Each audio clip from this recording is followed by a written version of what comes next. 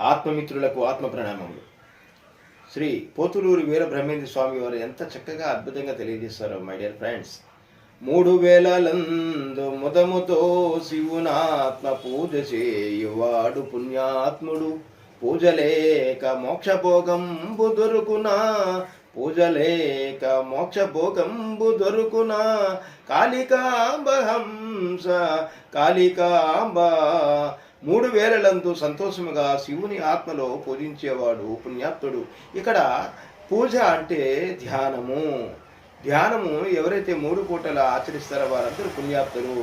మనం 3 పూటలు తింటున్నాం కదా, ఉదయము మధ్యాహ్నము రాత్రి తింటున్నాం కదా. ఈ 3 పూటలు ఎలాగైతే శరీరానికి అందిస్తున్నామో మన ఆత్మకు కూడా ఆ యొక్క అద్భుతమైన ధ్యానాన్ని 3 పూటలు ఆచరించాలి. ఎవరైతే ఆచరిస్తారో వారు ధన్యులు అంటున్నారు. మరి దైవ పూజ లేకుండా, ధ్యానం లేకుండా మోక్షం అనే భాగ్యం లభించదు అంటున్నారు శ్రీ పోతులూరి వీరబ్రహ్మేంద్ర స్వామి వారి జగద్గురువులు. పోతులూరి వీరబ్రహ్మేంద్ర స్వామి వారి యొక్క దివ్య మార్గంలో మనమందరం నడుచుముగాక. జై హో పోతులూరి వీరబ్రహ్మేంద్ర స్వామి. జై హో.